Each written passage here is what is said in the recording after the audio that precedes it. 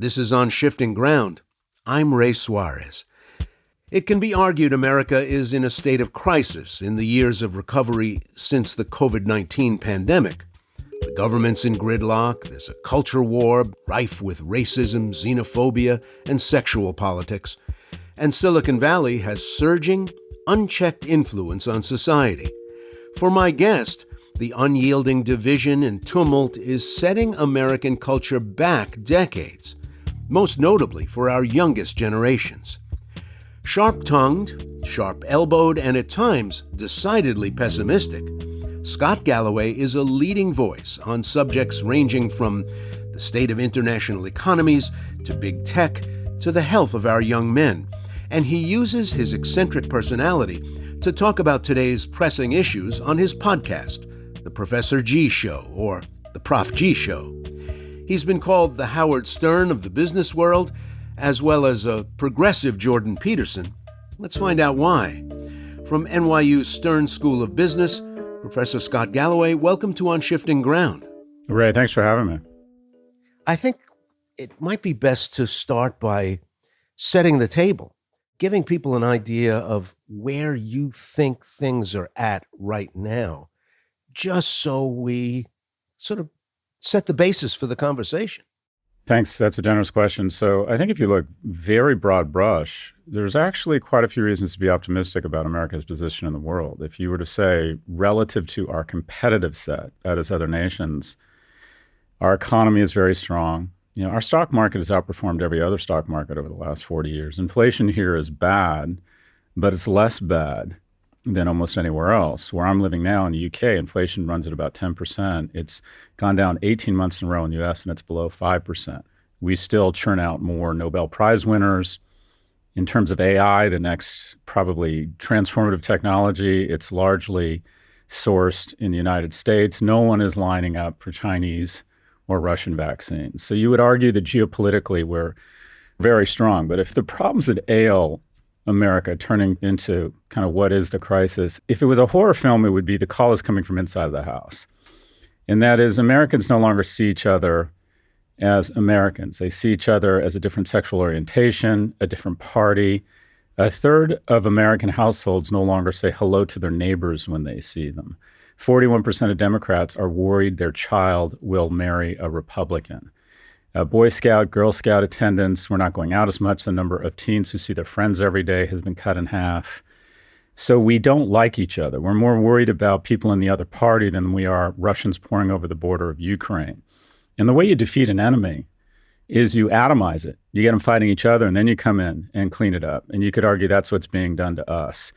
So we talk about great threats to society: carbon, climate change, income inequality. But I would argue the biggest threat to society is polarization and rage, largely fomented by a group of incredibly talented, well-resourced companies who have a profit incentive in dividing us. They figured out that the thing that sells is not sex, but rage. So we have lost a fundamental truth, and that is Americans will never have greater allies than other Americans.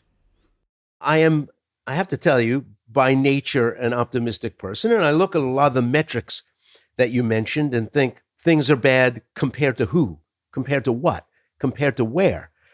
But when you look at the signs that we could be addressing our problems, it seems like the gears have seized up in the big machine, and we're not doing the things that we need to do to address what are widely understood to be our challenges as a people, as a country, as an economy, as a society. We're just looking at it and saying, well, yeah, that's pretty bad, but seem unable to really come up with responses. Yeah, I think you've put your finger on it. I'm living in London. I moved here a year ago. And just one personal anecdote, I didn't realize how much the threat of gun violence was weighing on me. I have 2 children school age. I dropped them off at a wonderful school where I was living in Delray Beach, and I would have horrible imagery run through my head around different scenarios. What would I do? What if I went home and on CNN I saw a picture, a helicopter shot of my kid's school? And in 1997, in Scotland, there was a mass shooting, and immediately they said this is unacceptable. They passed some gun registration and bans on assault weapons, and we haven't had a school shooting in 26 years here. And I don't have that imagery running through my head when I drop my kids at school here. We aren't demonizing marginalized groups here. There isn't even a conversation around questioning around 51% of the population's right to choice. Now, they have their own problems. They've shot themselves in the foot, snatched defeat from the jaws of victory with things like Brexit. But in the U.S., we now have minority rule. And that is the majority of Americans, even the majority of Republicans, believe in a woman's right to choice. The majority of Americans believe in some sensible gun control. The majority of Americans believe that minimum wage should be increased. But because of gerrymandering, money in politics, we have minority rule in the U.S. We know how to fix it. We know what to do here. We have young people not having children because they can't afford them. A person over the age of 70 is 72% wealthier than they were 40 years ago. A person under the age of 40 is 24% less wealthy. But we have a tax code that elegantly transfers money from young people to old people, whether it's mortgage interest or capital gains tax deductions. Our tax deductions largely accrete to older people, my generation, who are wealthy, because who owns a home and who makes their money from stocks? Older wealthy people. Who rents and makes their money from current income? Younger people. So an economic war on younger people, politics and policy decisions that don't represent America. I mean, the good news is these are all fixable. The bad news is we don't seem to have the will to actually fix them. Or the willingness to talk to each other in realistic, real-world terms. You know, I'm not a person who's on the warpath about guns. I recognize that too many people in America get hurt and killed by guns, but I'm not going to give a blithe answer like, oh, let's just ban guns. It's ridiculous. Now that there's like a gun and a half for every man, woman, and child in the United States, just saying, oh, well, then ban guns seems to be a silly and shallow answer. But I think the times do require, 35,000 people a year, that you at least convene some sort of serious conversation. They would require that of an adult trying to figure out what's happening and how to address it. So when politicians say, yes, it's a mental health crisis, well, they have mental health problems in countries everywhere on the planet, but they don't have 4-year-olds shooting 3-year-olds. They don't have people showing up at schools and shooting 30 or 40 people. They don't have 20,000 people a year taking their lives with using firearms to do it, the most effective way of killing yourself, which we've known for a long time. But what we keep doing is having people making pious speeches about, well, it's the fact that God is no longer in the public schools, or young men playing video games. Some of the most video game saturated societies on the planet, like South Korea and Japan, do not have people doing this.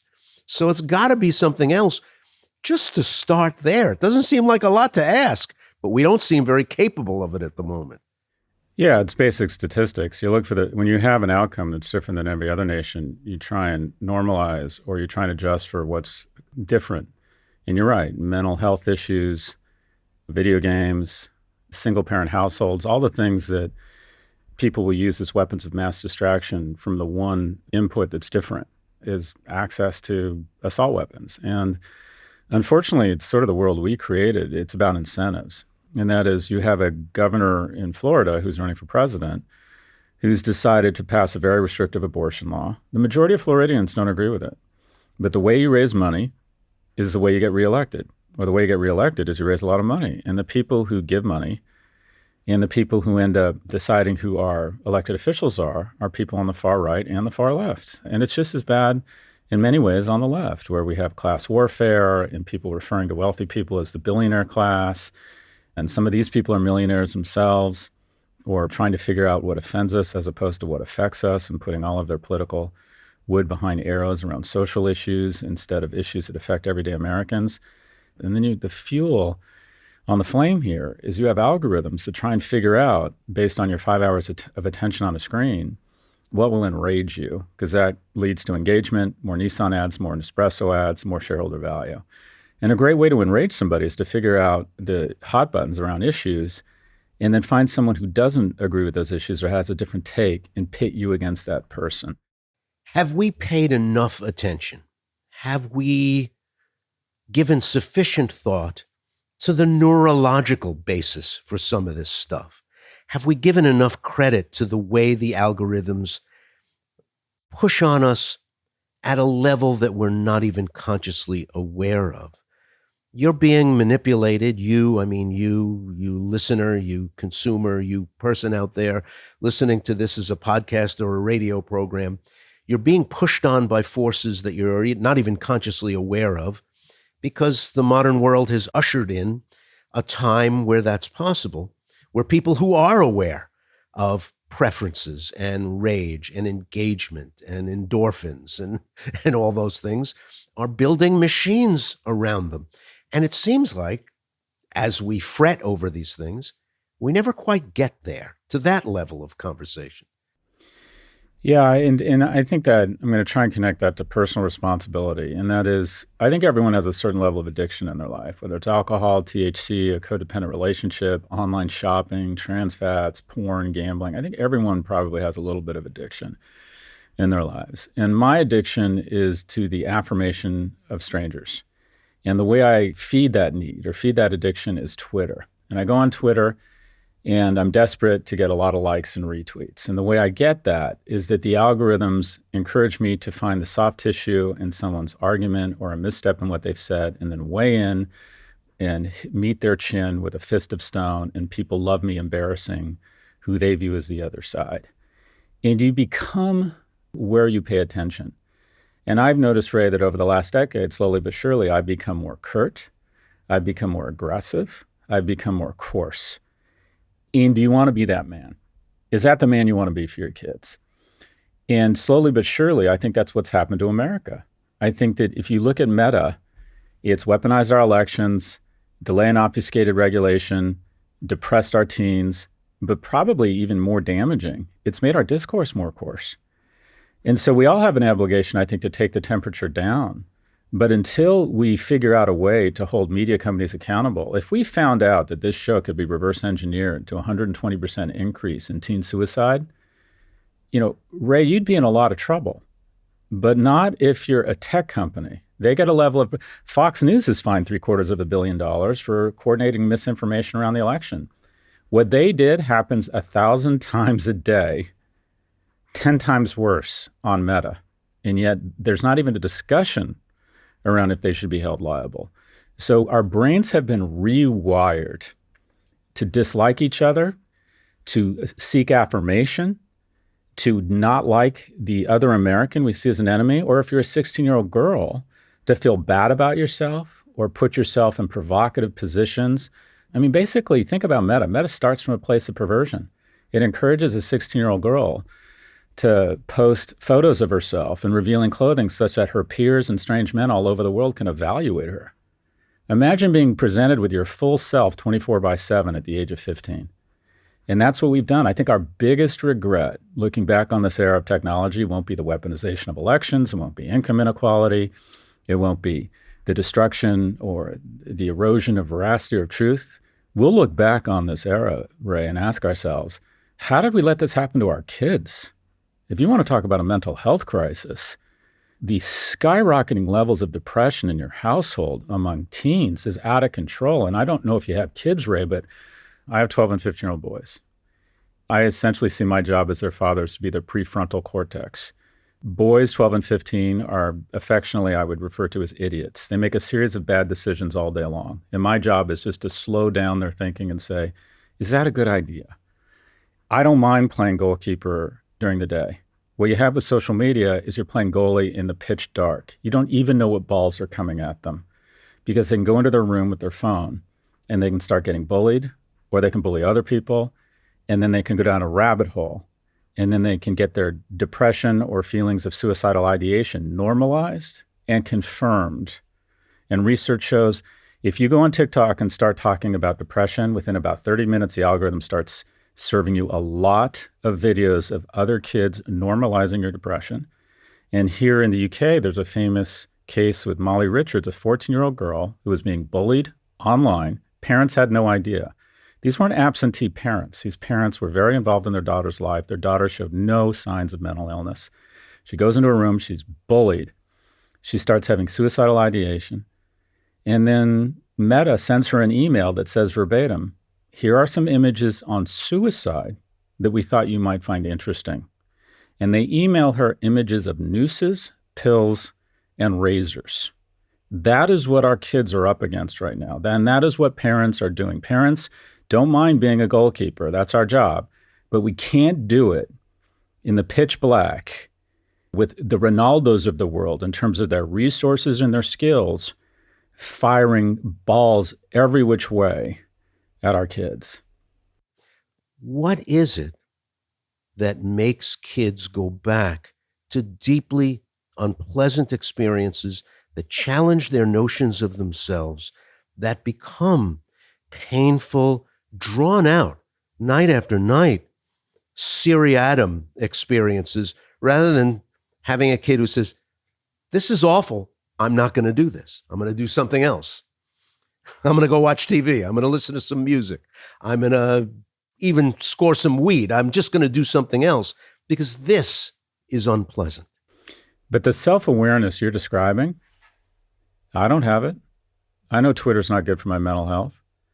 But when I go on and I say something and I get a lot of likes, it feels good. And then when someone says something mean or disagrees with me or says something really vile and I find out it's a fake account, it enrages me, but also I got to admit it, it further addicts me. And so what I'm subject to, we expect a 15-year-old to be able to modulate in a period where their social connections are kind of everything in their life and their entire peer group is on these platforms saying things. And it's sort of, I think, naive to think that they're not going to suffer from the same addiction and be able to modulate it to any extent that we are. In addition, the argument you get even more is dosing. Well, okay, be a good parent, Scott. Take your kid's phone away and get them off of Snap. Said every parent who doesn't have children ever. The dosing strategy doesn't work because if you take a kid off of Snap at the age of 14, their mental health declines because they are now isolated and ostracized from their peer group, all of whom are on these platforms. So you're sort of damned if you do, damned if you don't. And unless we start regulating these platforms, enforcing them to do what they actually say they do, they say they age gate, and as the father of a 12-year-old, I can tell you that is just not true, and hold them accountable for the damage they're done. But this general notion that this is a parenting issue, that's about 10 or 20% right. Try and get your kids off of Snap and see what happens to their mental health. And so unless schools take a unified approach, unless we have everyone getting off this drug, it's going to continue to be an issue. But this is the emerging mental health crisis. It's not even emerging anymore. It really is a mental health crisis among our teenagers. And any industry in the world that's a tenth of the market capitalization and a fraction of the importance and impact that technology has far more regulation. We have an FDA for food and drug. We have an SEC for banks. What do we have for technology?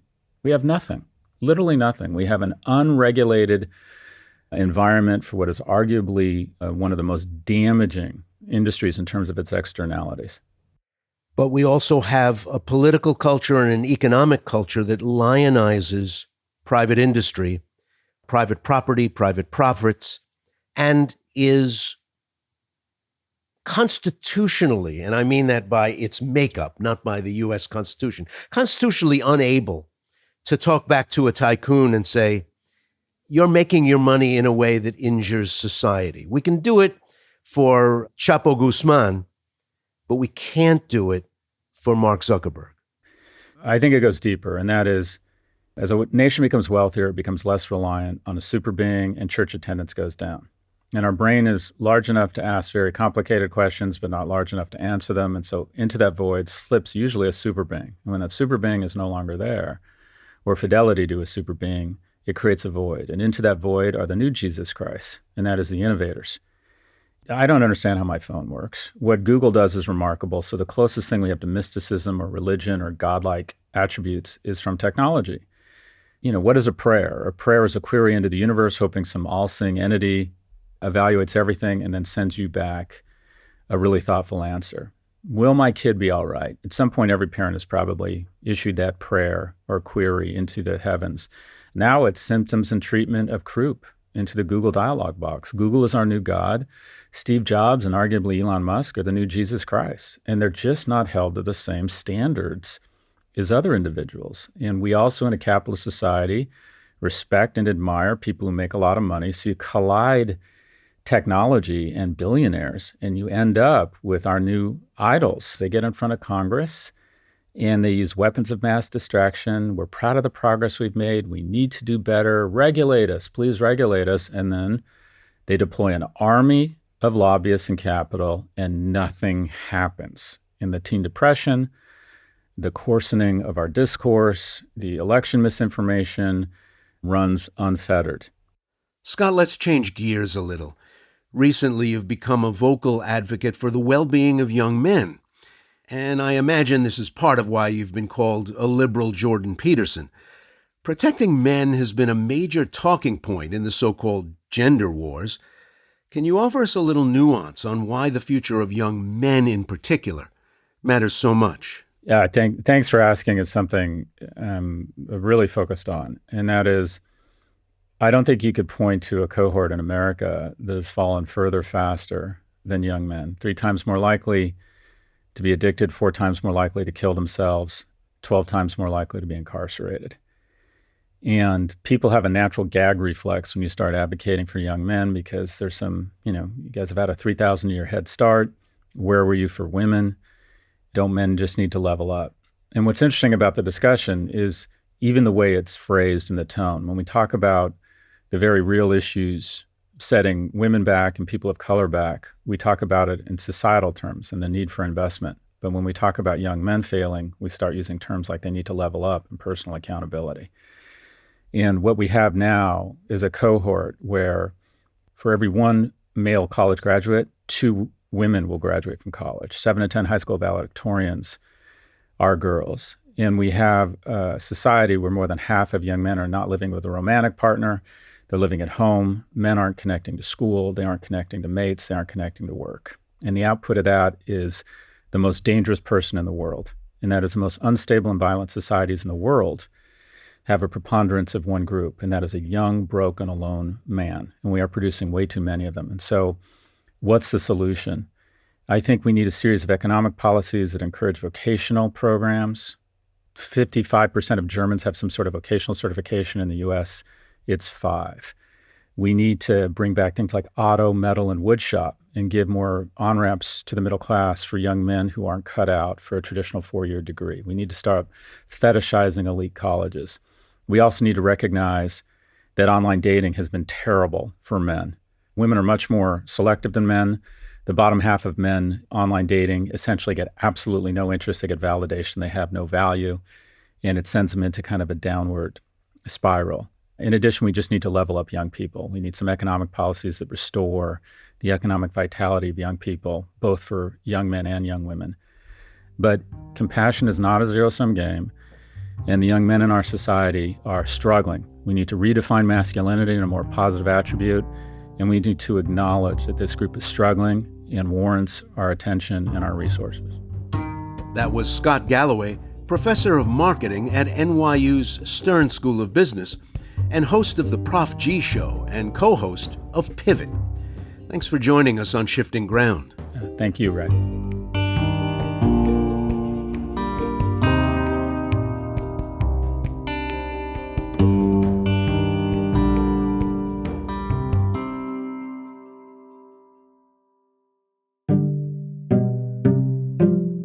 You've been listening to On Shifting Ground, produced in partnership with KQED, with funding from listeners like you. Today's episode was produced by Matteo Schimpf, Sienna Barnes, and Andrew Stelzer. It was fact-checked by our intern, Adam Ailey. It was mixed and mastered by Matteo Schimpf. Additional production and engineering were provided by Rob Spate. KQED's Jim Bennett is our technical supervisor. Jared Sport is our executive producer. Philip Yun is CEO of World Affairs. Our music is from Blue Dot Sessions. I'm Ray Suarez. Thanks for listening.